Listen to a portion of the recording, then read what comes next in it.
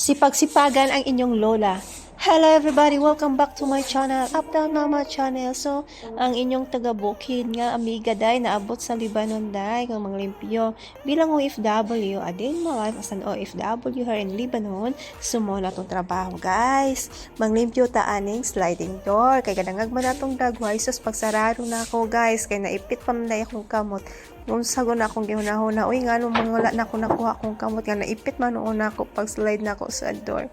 Char, puti na lang, dili ka siya kusog, igo-igo rin siya siyang nilakra.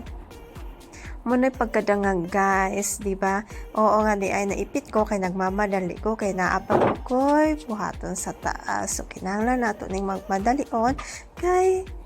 napatila yung trabaho so kay mahadlok magtamnabtan diri nga ng limpyo kay masuguan na pud taon ang inyong inday sas Ginoo ko mo nang kadali-dali day na ipit ang pagkadas nga gragid pa so mo nang patagam mao nay trabaho na mo diri day dili kay sayon ra kay pangitaon ng kwarta pagkalisod gitawon kay pangitaon ng kwarta sus habang naglimpyo ko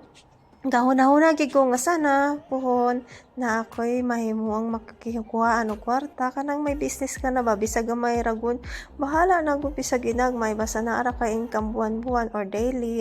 daw paano kaya buwan-buwan na lang unta okay na yon basta na ara ka kung sa Pilipinas mag for good na sana man lang mangyari iyon kasi hindi forever na magtatrabaho na lang ka diri sa ibang bansa kay magulang ba gulang na ba punta taong gusto na puntang mapaway in town no so kinahanglan maning kamot ta karon pa lang mag-ipon na taong kwarta sa susama po na ako pag-ipon in taon ng gastad puro mapug kaayo oy sus Ginoo ko gastos kaayo bitaw tinuod lisod kay budget ang kwarta so saan na gawin nato pag budget ani gusto na ko mag for good na kanang na ako'y sariling income pa kanang dili na ko mangamuhan mas maayo maganang dili ka mangamuhan kay hawak nimo imong oras ang imong oras sa pagkatulog pagtrabaho ug ganahan ka mo pahuway makapahuway ka o diba dili parehas ani na kay amo kay na kinahanglan obligasyon kinahanglan nimo ang mga trabaho nimo so karon kay mag chance bidding man ko o kinahanglan pagid na siyang i-flip-flop ba flip-flop ang kanang kama so swerte ra baging bugata di man na nako kaya kaperte man nako king bid size man na so magpalaban ko og lalaki ani so kay kinahanglan man og lalaki so nanawag ko sa ang guard so kinahanglan gina sorry guard na apil ka diri sa akong video kinahanglan nagunigo na akong i-video chan so paningkamot in town inday sa imong trabaho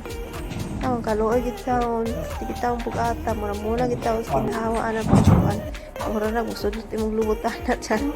bitaw tinuod bugat bitaw kay tinuod na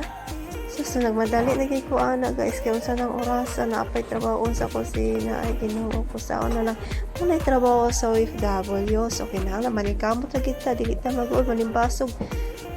baso na lang puhon magkaroon na ta sariling negosyo negosyo ba pangmayaman talaga charot so manikamot na lang gid pud ta ani sa untamahan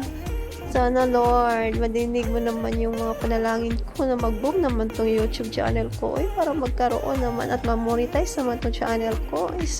sana man i-subscribe yun naman ako char oo nga sana matulungan nyo ang YouTube channel ko na muda ko please bisag bati kaya na ako ang mga video pero sana man lang mapansin nyo naman to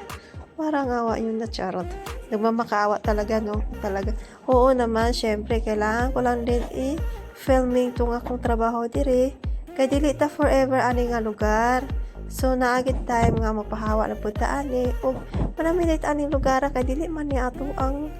stay home di man ni ato ang home country char so inanaragon na mga simple remembrance ragod so inanarang ka simple ang kinabuhi